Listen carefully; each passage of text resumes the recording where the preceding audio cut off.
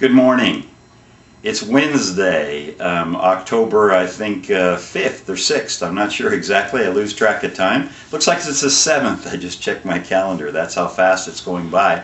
As I'm getting ready to teach my new members class tonight, I invite those of you that haven't become a member at Main Place Christian Fellowship to become one. Join us for Bible study tonight at 6:30.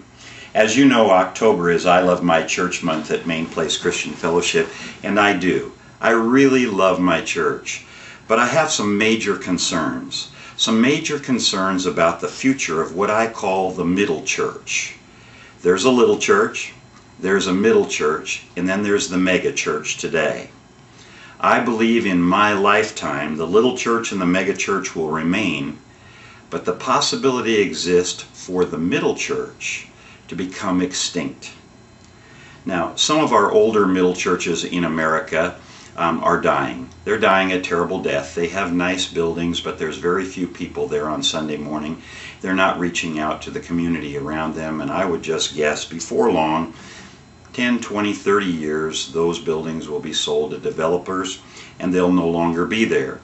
The newer middle church, the ones that have been started in the last 10, 15 years, are struggling with the economy. Giving is down, building expenses up, anything that you can think of to hinder the work is happening nowadays.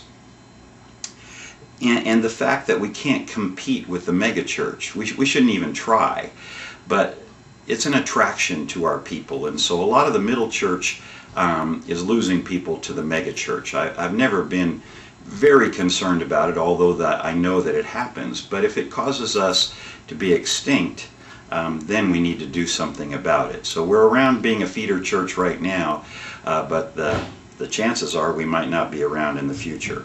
I believe the issue for the middle church is vision. Without vision, the people perish. You know our vision at Main Place Christian Fellowship is to start 20 churches in 20 years. But who are the people we're going to reach to start these churches? I believe the Lord has been saying to me now for at least a year, if not two, it's going to be poor people. Now, you all envision who poor people are, and most of us see them as in low-income, high-density apartment neighborhoods, maybe across the border in Mexico. But listen to what the Bible says.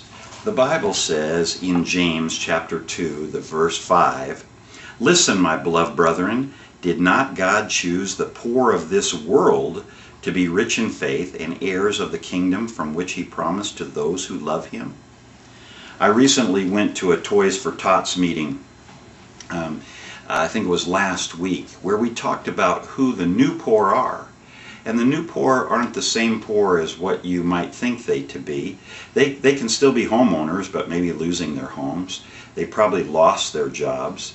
They're receiving some government aid or some bank aid in some particular way. And they're struggling. They're struggling just to stay alive. We know that from our food lines. Our food lines are getting longer every week as we feed 100 to 150 families on Tuesday and on Wednesday, again on Sunday with a hot meal, some Saturdays over in Garden Grove. The lines continue to get longer. The need for thrift store vouchers are at an all-time high where people need clothes. Then we have gift cards that we give away to church members to try to help them. There's never enough. Disaster relief comes our way like it has in Samoa, and we want to help there too. And so the need just keeps going up and up and up, and it's going to get greater. We have to get smarter. We have to get a lot smarter if we're going to be around in the very near future. And there's an organization that you'll find a link to on this blast called the Chalmers Center, and I'd like you to go there. This is an organization that helps the church help the poor help themselves. Not just in Mexico or in Africa or in some poor country, but in America and Canada as well. I'm asking you to sign up. I'm asking you to read. I'm asking you to take the courses and to catch the vision. I believe it's what's going to help the middle church stay in the middle.